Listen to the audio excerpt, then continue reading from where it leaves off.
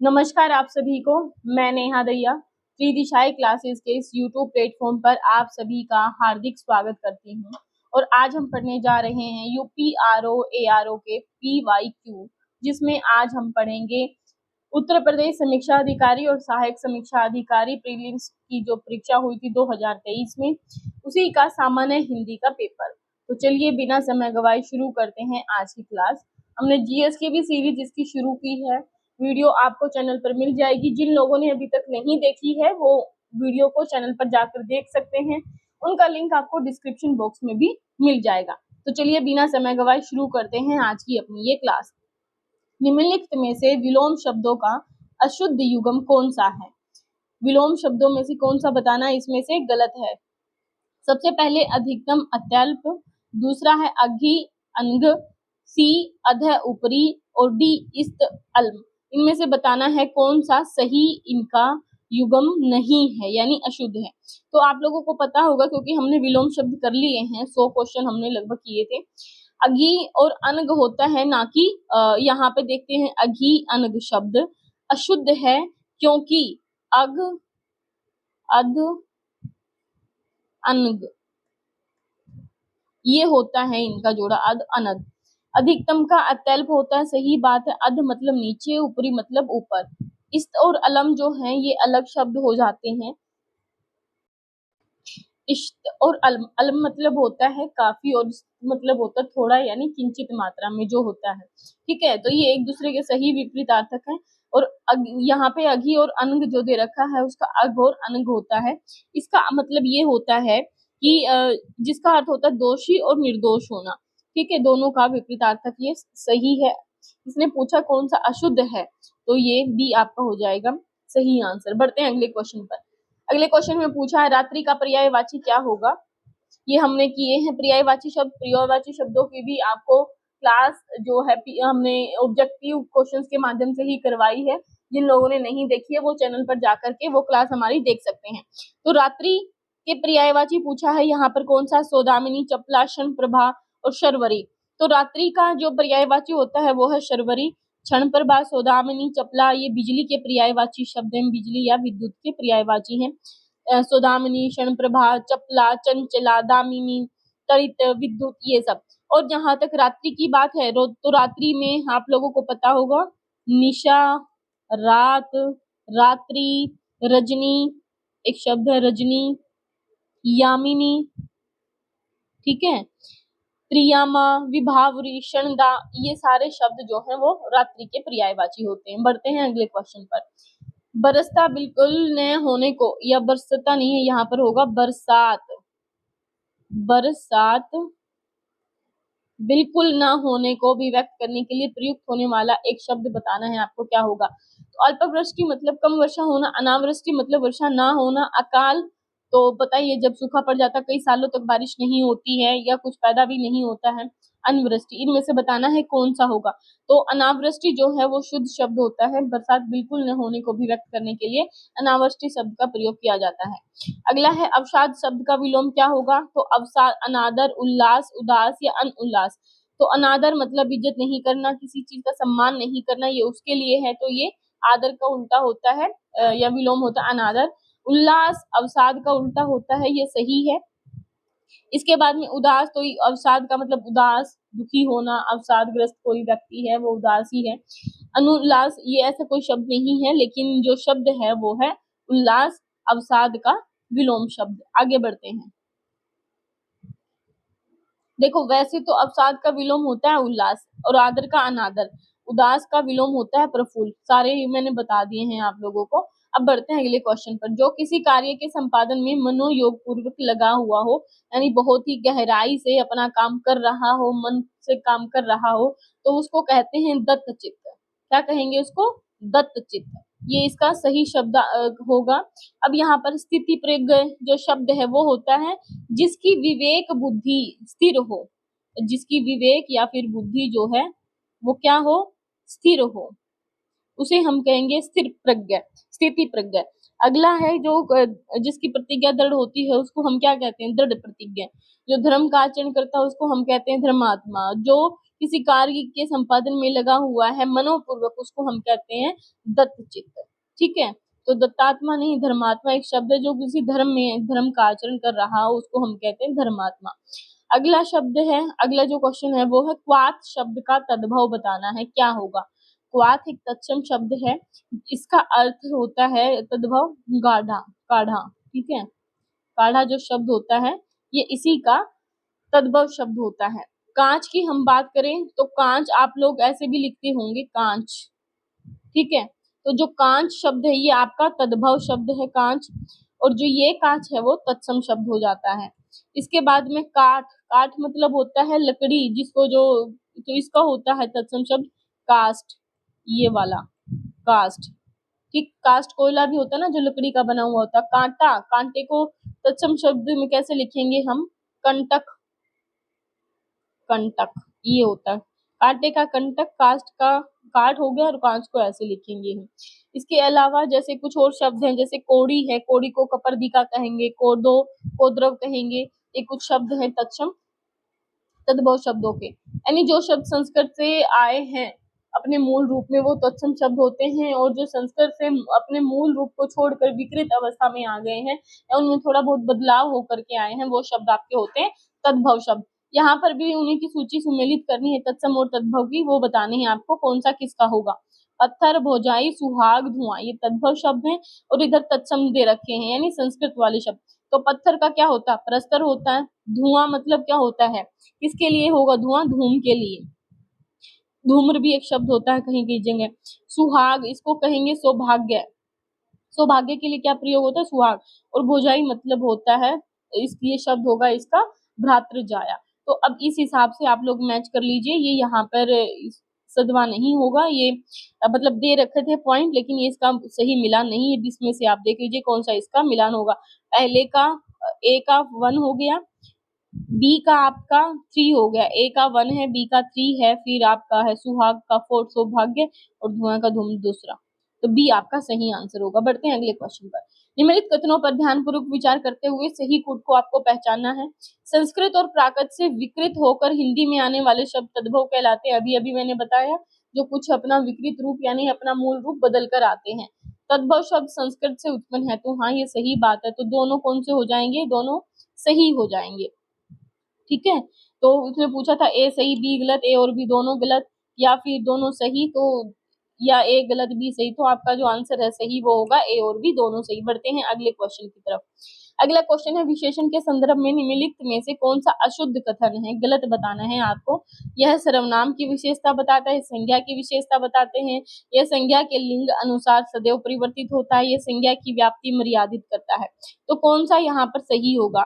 तो विशेषण जो होता है ये संज्ञा के लिंग के अनुसार हमेशा परिवर्तित होता रहता है, ये आप लोगों को पता होगा। तो इसकी परिभाषा भी पता, जो संज्ञा सर्वनाम की विशेषता बताएं वो होते हैं आपके विशेषण। इसने पूछा अशुद्ध कथन, अशुद्ध है ना यहाँ पे, ये संज्ञा के लिंग अनुसार सदैव परिवर्तित होता है, तो ये आपका हो जाएगा, ये सदैव परिवर्तित नहीं होता है। आप लोगों को पता है संज्ञा के, ये सर्वनाम की विशेषता बताता है, संज्ञा या सर्वनाम की, तो दोनों हो गए यहाँ पे। ये संज्ञा की व्याप्ति मर्यादित करता है, तो ये भी सही है, तो सी आपका गलत हो जाएगा। ठीक है, आप लोगों को पता ही होगा, जो संज्ञा सर्वनाम की विशेषता बताए उसे हम क्या कहते हैं, विशेषण कहते हैं। विशेषण के 4 भेद, ये भी हमने क्लास की है, सर्वनामी, गुणवाचक, संख्यावाचक, परिमाणवाचक, ये पूरी डिटेल में हमने विशेषण, विशेष्य, पर विशेषण किए हैं। डिटेल एक्सप्लेनेशन चैनल पर वीडियो है, आप लोगों को मिल जाएगी, आप उसे जरूर देखें। अगला क्वेश्चन है, भीतर शब्द का तत्सम क्या होगा, अंतरंग, बहिरंग, अभिरंग या अभियंतर। तो भीतर का जो तत्सम शब्द होता है वो होता अभियंतर, अभियंतर इसका तत्सम शब्द है।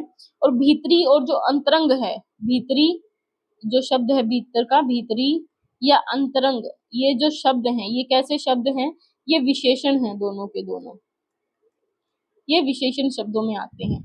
बढ़ते हैं अगले क्वेश्चन पर। विशेषण की विशेषता बताने वाले शब्द क्या कहलाते हैं। तो पर विशेषण, पद विशेषण, विशिष्ट विशेषण या प्रतिविशेषण। पर विशेषण ये भी हमने किया है कि जो विशेषण की विशेषता बताते हैं उसे हम क्या कहेंगे, पर विशेषण कहेंगे। जैसे पर विशेषण क्या होता है, विशेषण की विशेषता बताता है। इसका एक एग्जाम्पल मैं दे देती हूँ, जैसे क्षत्रिय, क्षत्रिय बड़े साहसी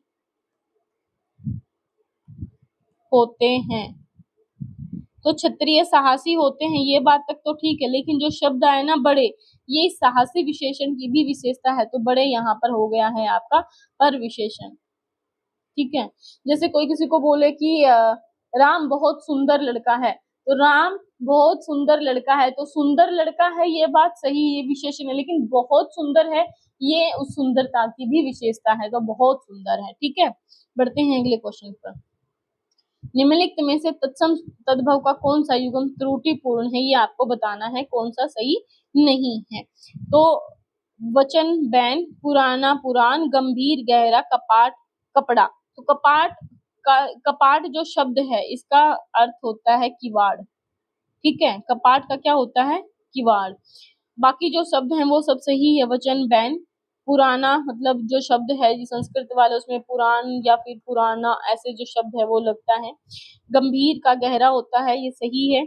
जो करपट जो शब्द होता है कपड़े के लिए, करपट एक शब्द है, ये कपड़े के लिए प्रयुक्त होता है, और जो कपाट है वो किवाड़ के लिए प्रयुक्त होता है।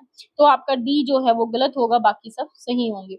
बढ़ते हैं अगले क्वेश्चन पर। निम्नलिखित में से कौन सा युग्म विपरीतार्थक नहीं है, पूछा है कौन सा शब्द विपरीतार्थक नहीं है।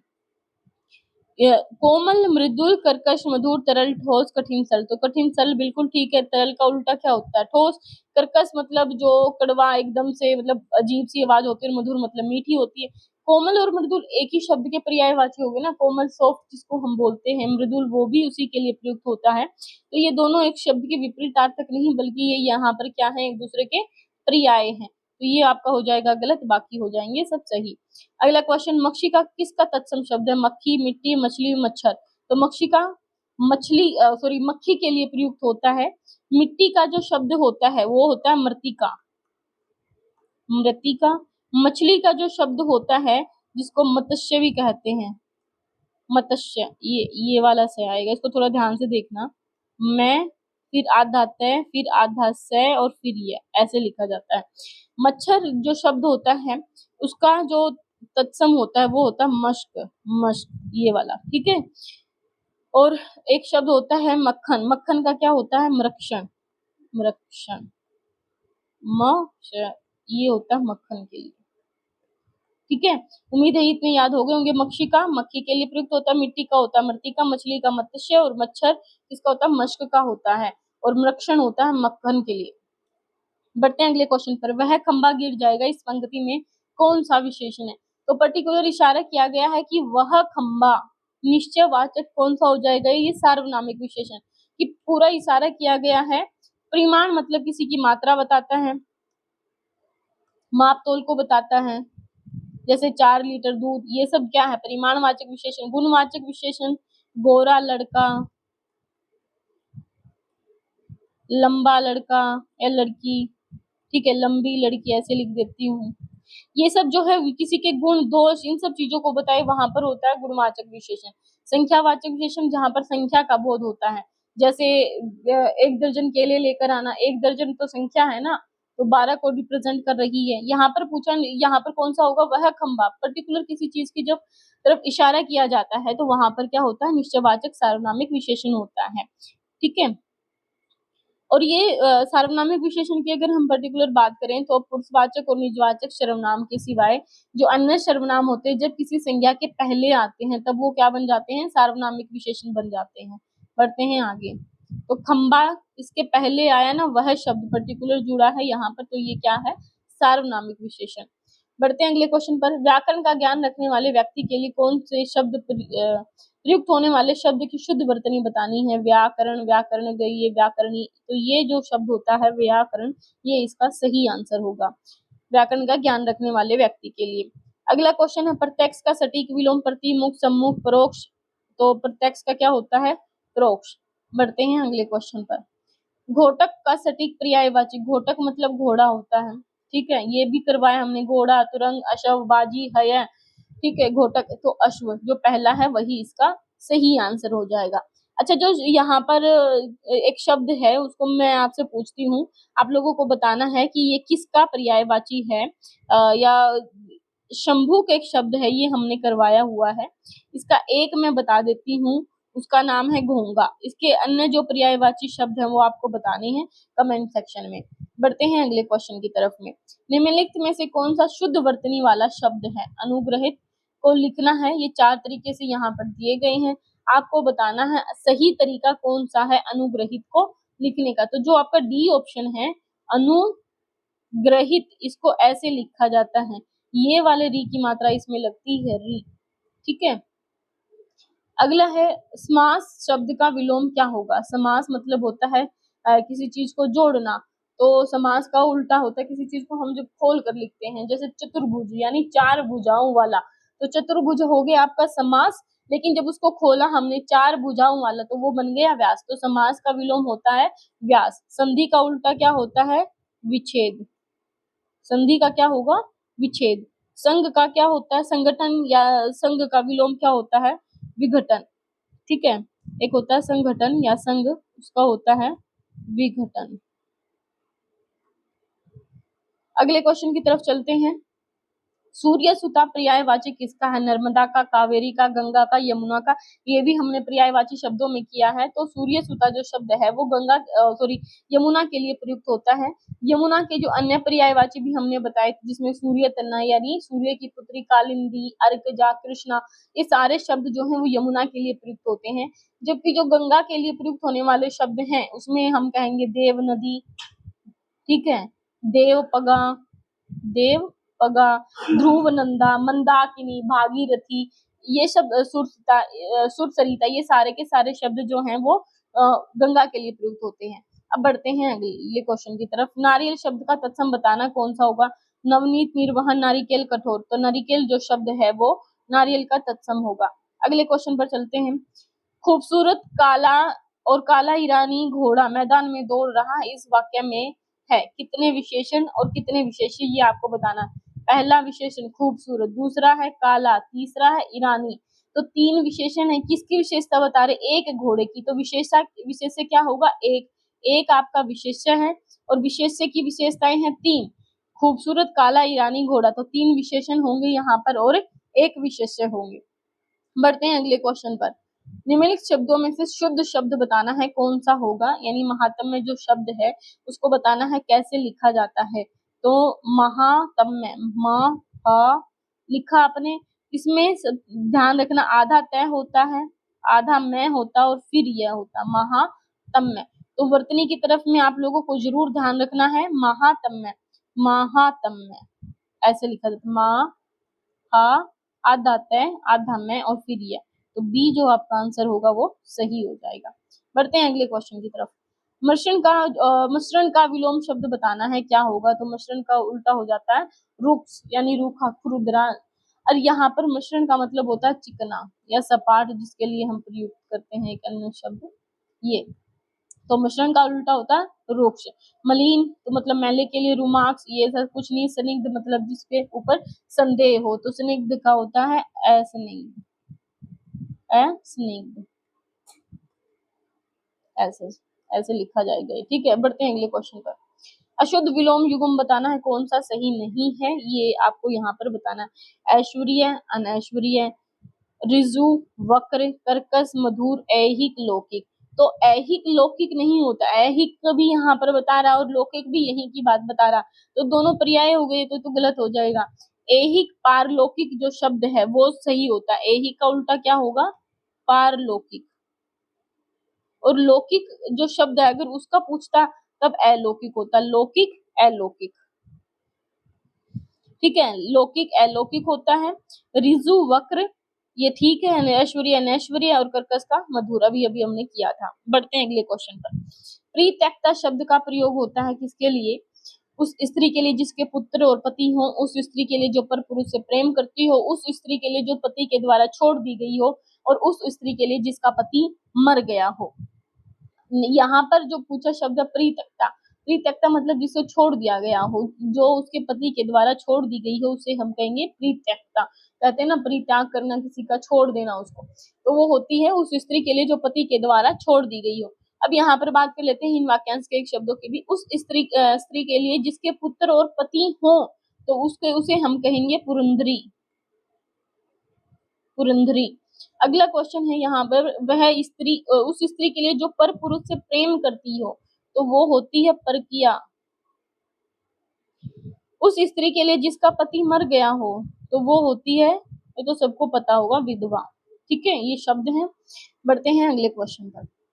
युद्ध लड़ने की उत्सुकता के भाव को अभिव्यक्त करने के लिए प्रयुक्त होने वाला एक शब्द कौन सा होगा? तो युद्ध लड़ने की जिसमें उत्सुकता होती है उसे हम कहेंगे युयुत्सा। युयुत्सा, ठीक है।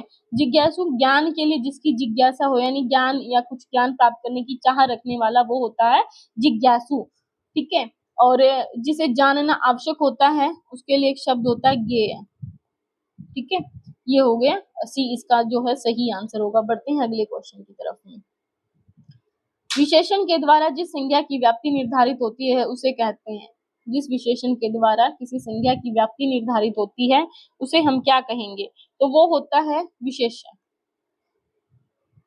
विशेषण, क्योंकि विशेषण क्या होता है? जो संज्ञा या सर्वनाम की विशेषता बताए। अब संज्ञा या सर्वनाम जिसकी भी विशेषता बताता होगा या जिसकी विशेषता बताई जा रही है, वो हमेशा क्या होता है? वो विशेषण होता है। यानी विशेषण के द्वारा जिस संज्ञा या सर्वनाम की व्याप्ति निर्धारित होती है उसे हम क्या कहेंगे? विशेषण कहेंगे। ठीक है, अव्यय जो शब्द होते हैं वो ऐसे शब्द होते हैं जिसमें लिंग, वचन, कारक इन सब के बिना कोई भी परिवर्तन ना हो, इसे एक दूसरा शब्द भी कहते हैं, वो होते हैं अविकारी शब्द।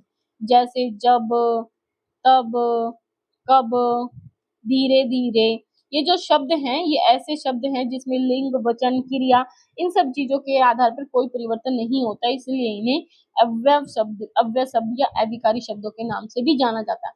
क्रिया विशेषण क्या होता है? जैसे जिस अव्यय से क्रिया विशेषण या अन्य क्रिया विशेषण की विशेषता प्रकट होती है उसे हम क्या कहेंगे?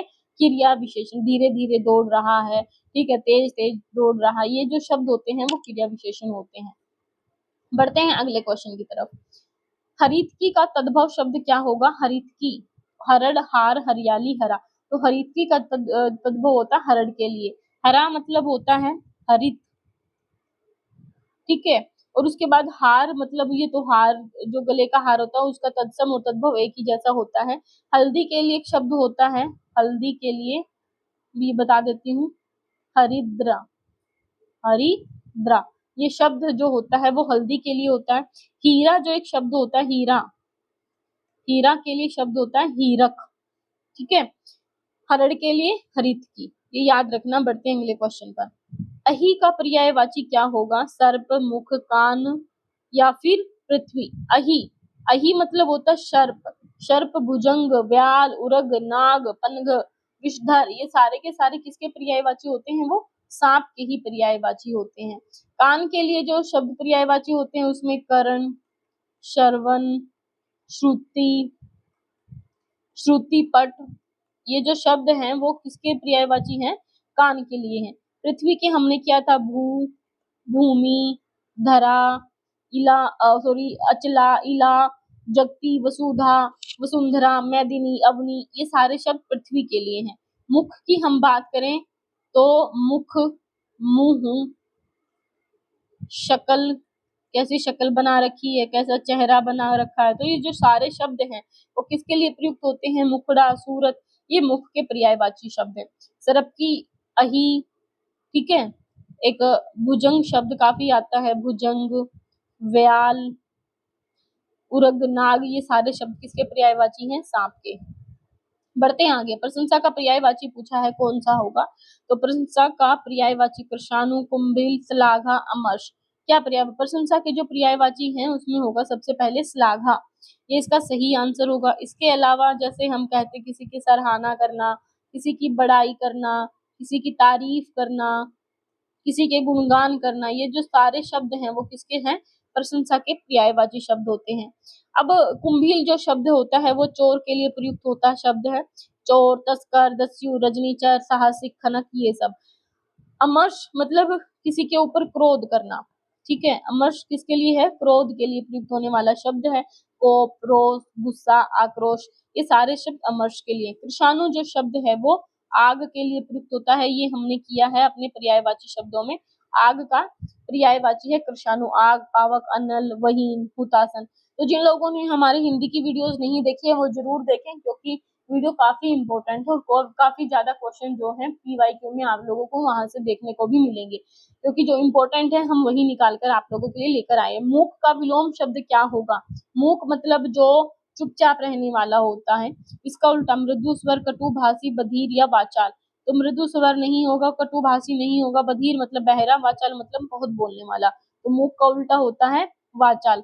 कटुभाषी का उल्टा हो जाएगा मधुभाषी या मृदुभाषी। मृदुभाषी।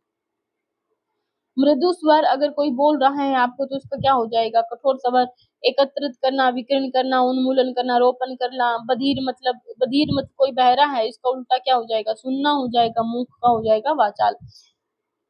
निम्नलिखित वाक्यों में से एक वाक्य अशुद्ध है, उसको आपको पहचानना है। कौन सा वाक्य अशुद्ध होगा? सब्जी महंगी है, उपरोक्त पंक्ति अच्छी नहीं है, मोहन पौधे सींच रहा है, गीता ने पत्र लिखा। इसमें से कौन सा जो है वो अशुद्ध है? उपरोक्त पंक्ति अच्छी नहीं है, ये गलत है। उपरोक्त शब्द ऐसा नहीं होता है, वो क्या कैसे लिखा जाता है? उपरयुक्त। उपरयुक्त शब्द ऐसे लिखा जाता है, ठीक है। तो उपयुक्त जो शब्द होता है वो सही होता है, बाकी जो उपरोक्त पंक्ति अच्छी नहीं, यहाँ पर हो जाएगा गलत। सब्जी महंगी है, ठीक है, मोहन पौधे सींच रहा है, और गीता ने पत्र लिखा। सब्जी महंगी है, महंगी शब्द वर्तनी की दृष्टि से अशुद्ध यहाँ पर पूछा है। एक वाक्य अशुद्ध है, वो आपको बताना है, वो हमने बता दिया है, ठीक है। आगे बढ़ते हैं अगले क्वेश्चन की तरफ। अब यहाँ पे एक शब्द और भी हो सकता है, जैसे अगर अशुद्धता के मामले में ही देखा जाए तो महंगी जो शब्द है वो ऐसे लिखा जाता है, महंगी ऐसे, ना कि इसके ऊपर चंद्र बिंदु होता है। इसकी शुद्ध वर्तनी महंगी ही होगी। आगे बढ़ते हैं। स्वेद से उत्पन्न होने वाले के लिए एक शब्द होगा, तो स्वेदज जो पसीने से उत्पन्न होता है, तो स्वेदज। अंडे से उत्पन्न होने वाला अंडज होता है। गर्मी से पैदा होने वाला उष्मज होता है। और जिसने 2 बार जन्म लिया द्विज होता है, ठीक है। जिसने 2 बार जन्म लिया हो वो होता है द्विज। तो यहाँ पर पूछा है स्वेद से उत्पन्न होने के लिए शब्द आपको बताना है, तो स्वेद से उत्पन्न होने वाला होता है स्वेदज। अब बढ़ते हैं अगले क्वेश्चन की तरफ। जो युद्ध में स्थिर रहता है उसके लिए प्रयुक्त होने वाला एक शब्द कौन सा होगा? युधिष्ठिर, युद्धाभासी, युद्ध स्थिर या फिर युधिष्ठिर, ठीक है। युधिष्ठिर भी 2 अलग तरीके से लिखा गया है, युधिष्ठिर। तो जो युद्ध में स्थिर रहता है उसके लिए जो प्रयुक्त होता है वो युधिष्ठिर शब्द ये है। अगला क्वेश्चन, दृश्य मनोरम था, इस वाक्य में प्रयुक्त विशेषण आपको बताना। भाववाचक है, गुणवाचक है, संख्यावाचक है या निर्देशक विशेषण है? कौन सा सही होगा? दृश्य मनोरम था, इस वाक्य में गुणवाचक विशेषण प्रयुक्त कौन सा है? गुणवाचक। दृश्य मनोरम था, मनोरम गुणवाचक विशेषण शब्द है, इसलिए बी आपका जो है सही आंसर हो जाएगा। बढ़ते हैं अगले क्वेश्चन पर। ओरस का विलोम शब्द क्या होगा? ओरस मतलब जो अपनी पत्नी से उत्पन्न जो पुत्र होता है उसको हम कहते हैं ओरस। ओरस का उल्टा क्या हो जाएगा? प्रापक, विरस, नीरस या दत्तक। तो दत्तक जो किसी से गोद लिया गया पुत्र होता है उसके लिए दत्तक शब्द का प्रयोग किया जाता है।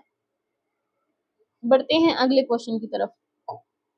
कामदेव के पर्यायवाची पूछा है, यहाँ पर कौन सा होगा?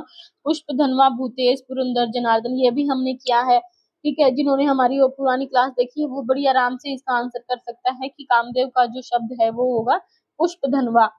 पुष्प धनवा, मनमथ, मदन, काम, कंदर्प, मनोज, अनग, ये सारे शब्द जो हैं किसके लिए प्रयुक्त होते हैं? कामदेव के लिए प्रयुक्त होने वाले शब्द हैं। जबकि भूतेश शब्द शिव का पर्यायवाची है। शिव के अन्य पर्यायवाची में महादेव, शिव, शंभु, गिरीश, पशुपति, शंकर, चंद्रशेखर, ये सारे शब्द शिव के लिए होते हैं। पुरंदर जो शब्द होता है वो इंद्र के लिए प्रयुक्त होता है, ठीक है। पुरंदर इंद्र के लिए। इंद्र के अलावा जो अन्य शब्द हैं वो होते हैं महेंद्र, देवराज, सूरपति, ये सब इंद्र के पर्यायवाची शब्द होते हैं। इसके अलावा जनार्दन जो शब्द होता है वो विष्णु के लिए प्रयुक्त होता है। विष्णु का नाम है जनार्दन। एक गुरुण, ध्वज, अच्युत, चक्रपाणि, दामोदर, केशव, माधव, चतुर्भुज, पीताम्बर, मुरारी, ये सारे शब्द विष्णु के लिए प्रयुक्त होते हैं। और कामदेव के लिए पुष्प, धनवा, मनमथ, मदन, काम, कंदर्प, ठीक है। ये सारे शब्द किसके हैं? कामदेव के लिए प्रयुक्त होने वाले पर्यायवाची हैं। आगे बढ़ते, बाएं हाथ से तीर चलाने वाले के लिए प्रयुक्त होने वाला एक शब्द बताना है आपको, कौन सा होगा? जल्दी जल्दी कर लेते हैं। बाएं हाथ से वाम हस्ती, वाम उदग्र, वाम शर या सव्यसाची, कौन सा होगा इसका सही बताना। तो बाएं हाथ से तीर चलाने वाले के लिए सव्यसाची जो शब्द है वो प्रयुक्त होता है। वर्तनी के अनुसार शुद्ध शब्द आपको बताना है कौन सा है। अकार, तो अकार तो नहीं होता है, आकार होता है। वधु यानी बहू के लिए प्रयुक्त होने वाला शब्द है, तो ये जो शब्द है वो सही है। अतिथि ऐसे नहीं, ऐसे लिखा जाता है, दोनों में छोटी की मात्रा होती है। कुओं, तो कुआं या कुएं कैसे लिखे जाते हैं, कुआं लिखा जाता है, कुआं। बढ़ते हैं अगले क्वेश्चन पर। नित्य दीन दुखियों को भोजन देने की व्यवस्था के लिए प्रयुक्त होने वाला एक शब्द होता है सदा व्रत नित्य भोजनम प्रसादी आहार व्यवस्था।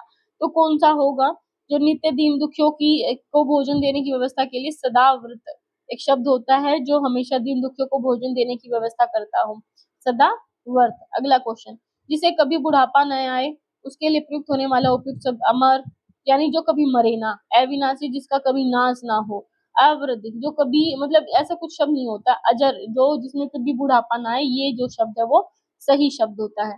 ठीक है, अगला क्वेश्चन पर चलते हैं हम। संदेह का विशेषण बताना है कौन सा होगा, संदिग्ध, संदेहास्पद, संकालु या शक। विशेषण पूछा है, इस बात का आपको ध्यान रखना। तो संदेह का विशेषण होता है संदिग्ध। ठीक है, ये आपका ए सही आंसर हो जाएगा।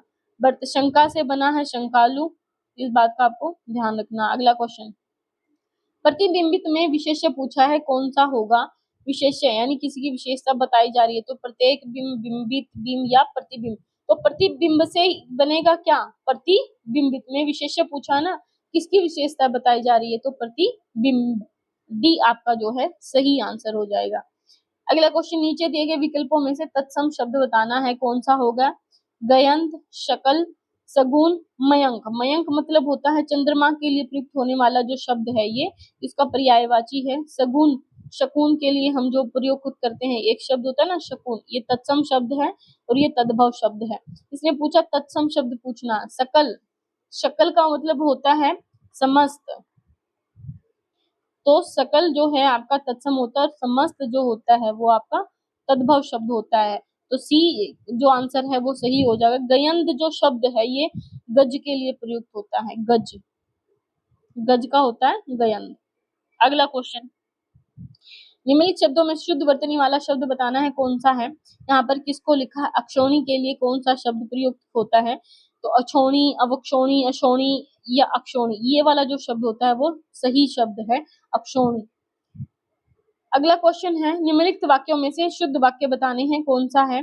कुछ लोग मिष्ठान के प्रिय होते हैं, महारानी लक्ष्मीबाई महाराज गंगाधर राव की महिषी थी, व्यवसाय के लिए मुझे आपकी सहायता उपेक्षित है, वे ग्राम जनता को जगाने के लिए प्रयासरत हैं। इसमें से बताना है कौन सा जो है वो वाक्य शुद्ध होगा। तो महारानी लक्ष्मीबाई महाराज गंगाधर राव की महिषी थी, ये वाक्य शुद्ध है। कुछ लोग मिष्ठान के प्रिय होते हैं, या कुछ लोगों यहाँ पे जुड़ेगा, कुछ लोगों को मिष्ठान प्रिय होते हैं, मिष्ठान के प्रिय नहीं, कुछ लोगों को मिष्ठान प्रिय होते हैं, को यहाँ पर लगेगा, को। अगला, व्यवसाय के लिए मुझे आपकी सहायता उपेक्षित है, व्यवसाय के लिए मुझे आपकी सहायता उपेक्षित नहीं अपेक्षित होता है, अपेक्षित है। वे ग्राम जनता को जगाने के लिए प्रयासरत है, वे ग्राम जनता को नहीं बल्कि यहाँ पे एक शब्द होता है ग्राम वासियों, वे ग्राम वासियों को जगाने के लिए प्रयासरत हैं। अगला क्वेश्चन, जंगम शब्द का सटीक विलोम क्या होगा, जंगम स्थावर, ये तो पढ़ा ही होगा, जिन लोगों ने नहीं पढ़ा है वो वीडियो जरूर देखें विलोम शब्दों वाली, जिन्होंने अभी तक नहीं देखी है। बढ़ते हैं अगले क्वेश्चन पर। यहाँ पर और कौन कौन से दे रखे हैं, जंगम का स्थावर होता है, स्थिर का अस्थिर होता है, स्थूल का मतलब उल्टा होता है सूक्ष्म, और भयावह का मतलब जो होता है उसका उल्टा हो जाएगा रमणीय। अगले क्वेश्चन की तरफ चलते हैं। निम्नलिखित में से आवर्ती सूचक विशेषण नहीं है पूछा है, कौन सा नहीं है, तिगुना, सब कुछ, चौगुना या दूना। तो आवर्ती सूचक जो बार बार हो रही है कोई चीजें उसके बारे में बताया, जैसे 2 गुना, 3 गुना, 4 गुना, ये जो शब्द होते हैं वो आवर्ती सूचक संख्या विशेषण होते हैं जो किसी संख्या की आवर्ती को सूचित करें। अब यहाँ पर जो सब कुछ शब्द है वो किसी आवर्ती को नहीं बता रहा है, तो नहीं पूछा है, तो बी आपका सही आंसर हो जाएगा। अगला क्वेश्चन, द्रौपदी का पर्यायवाची नहीं है पूछा है, कौन सा द्रौपदी का पर्यायवाची नहीं है? पांचाल, सैरंध्री, कृष्णा, याज्ञसेनी। तो द्रौपदी का पांचाली होता है, पांचाल नहीं होता। इसमें अगर ई की मात्रा होती तो ये सही हो जाता, तो आपका ए आंसर सही हो जाएगा।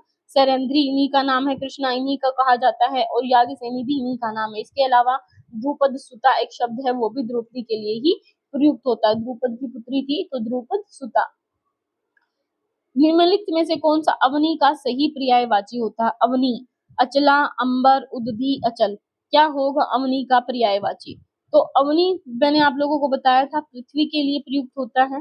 इला, उर्वी, मही, मैदिनी, रसा, वसुमती, क्षिति, ये सब जो शब्द होते हैं वो धरती के लिए प्रयुक्त होते हैं। ठीक है, इसका पृथ्वी का ही एक शब्द होता है अचला, तो अवनी अचला के लिए प्रयुक्त होता है। अंबर मतलब आसमान होता है, आकाश के लिए प्रयुक्त होगा। उद्दी मतलब सागर के लिए होगा।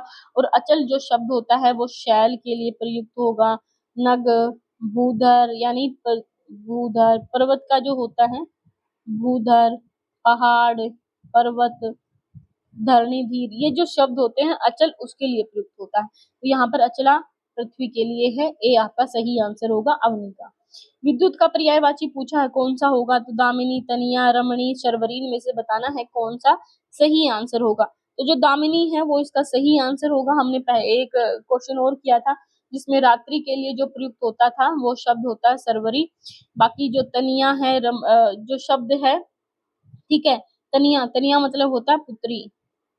ये पुत्री के पर्यायवाची में सुता, आत्मजा यानी पुत्री के लिए होता है। रमणी जो शब्द होता है वो नारी के लिए प्रयुक्त होता है। नारी, वामा, कामिनी, कांता, वनिता, ये सारे जो शब्द होते हैं वो नारी के लिए प्रयुक्त होते हैं। तनिया पुत्री के लिए। इसका एक और मैं लिख देती हूँ यहाँ पर, आत्मजा, दुहिता, नंदनी। और शर्वरी जो शब्द होता है वो हमने बताया रात्रि के लिए, निशा के लिए, यामिनी के लिए प्रयुक्त होने वाला शब्द है। आगे बढ़ते हैं।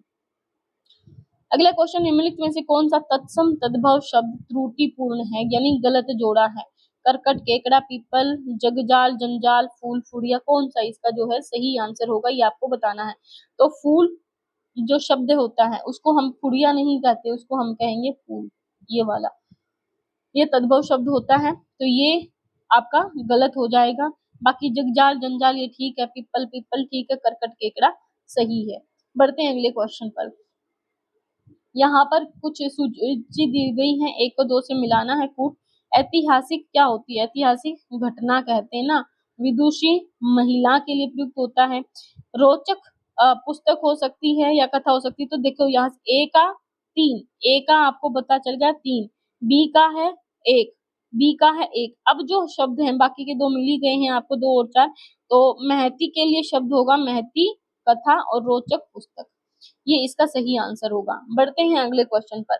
उच्छिष्ट शब्द का उपयुक्त विपरीतार्थक बताना है, कौन सा होगा? उच्छिष्ट, अभक्ष, अखाद्य, अनुच्छिष्ट या भुक्त। तो आसानी से बता सकते हो, अनुच्छिष्ट जो शब्द है वो इसका उल्टा होगा। भक्ष का क्या होगा? भक्ष का उल्टा होता है अभक्ष, खाद्य का उल्टा होता है अखाद्य और भुक्त का उल्टा होता है अभुक्त, अभुक्तक। अगला क्वेश्चन, निम्नलिखित वाक्यों को ध्यानपूर्वक पढ़कर दिए गए कूट के अनुसार आपको उत्तर देना। संजीव ने मिठाई और पापड़ खाए, तो ये ठीक है। शीतांशु ने दूध और रोटी खिलाई, खिलाई, ये भी ठीक है। शाम ने बैल और घोड़ा मोल लिए, ये भी ठीक है। तुमने रुपये दिया, रुपया, रुपये दिया नहीं, रुपये दिए शब्द होगा। तो कौन कौन सा सही है? तो आपको पता चल गया ए बी सी शुद्ध है, बल्कि डी जो है वो अशुद्ध वाक्य है, तो सी आपका सही आंसर हो जाएगा। अगला क्वेश्चन, आपको चाहिए था कि आप रोगी को देख आए, इस वाक्य का शुद्ध रूप बताना। आपको क्या होगा? आपको चाहिए था कि आप रोगी को देखने जाएं, या आपको चाहिए था कि आप रोगी को देखने गए थे, आपको चाहिए था कि आप रोगी को देख आते, आपको चाहिए था कि आप रोगी को देखने जाएंगे। कौन सा इसमें सही होगा? तो आपको चाहिए था कि आप रोगी को देख आते, ये जो शब्द होता है, आपको चाहिए था, जरूरत थी, देख आते, ठीक है, यहाँ की ना कि देख आए। देख आए मतलब भविष्य के लिए कोई बात हो रही है, तो शुद्ध रूप होगा आपको चाहिए था कि आप एक बार उसे मिलाते या देखाते। खर, आंख, इंद्र, गंगा, ये शब्द दे रखे हैं, यहाँ पर इनके पर्याय दे रखे हैं, सूची 2 में मैच करने हैं, तो बताना है कौन सा नहीं है सही। आंख के लिए लोचन ही सही है। इसके अलावा इंद्र के लिए हमने अभी पढ़ा था पुरंदर शब्द ठीक है। खर, खर मतलब क्या होता है? ये आपको बताना है कि क्या खर है या गंगा और मृगांक, इनमें से बताना कौन सा सही सुमेलित नहीं है। तो मृगांक जो शब्द होता है वो मयंक के लिए प्रयुक्त होता है, यानी चंद्रमा के लिए प्रयुक्त होने वाला शब्द है। तो ये और गंगा नदी के लिए प्रयुक्त होगा, तो ये गलत हो जाएगा। खर गधे के लिए ही प्रयुक्त होने वाला है, गर्दभ के लिए। अगला क्वेश्चन, आखिरी क्वेश्चन है, अप्रत्याशित शब्दों के लिए कौन सा वाक्य उपयुक्त है। जिसकी आशा की गई हो, यहाँ पर पूछा अप्रत्याशित, तो जिसकी आशा न की गई हो वो क्या होता है, अप्रत्याशित होता है। कोई ऐसा काम हो जाए जिसकी आपने आशा न की हो तो अप्रत्याशित, और जिसकी आशा की गई हो उसको हम कहेंगे आशातीत, जिसकी संभावना हो उसको हम कहेंगे संभावित, और जो अवश्य होने वाला है उसको हम कहेंगे अवश्यंभावी। उम्मीद है ये क्वेश्चन आप लोगों को पसंद आए होंगे। तो एक पेपर हमने पूरा कर लिया हिंदी का। उम्मीद है ये आप लोगों को अच्छा लगा होगा। वीडियो पसंद आई है तो लाइक कीजिए, कमेंट कीजिए, शेयर कीजिए। कोई डाउट कोई क्वेरी है तो आप कमेंट सेक्शन में हमें भेज सकते हैं। इसके अलावा आप टेलीग्राम चैनल का लिंक डिस्क्रिप्शन बॉक्स में आपको मिल जाएगा। आप टेलीग्राम चैनल भी हमारा ज्वाइन कर सकते हैं और वहां भी हमें डायरेक्ट मैसेज भेज सकते हैं, हम आपका जवाब जरूर देंगे। मिलते हैं ऐसी ही वीडियो में अगली क्लास के साथ। तब तक पढ़ते रहिए, आगे बढ़ते रहिए, अपना और अपनों का ख्याल रखिए। धन्यवाद।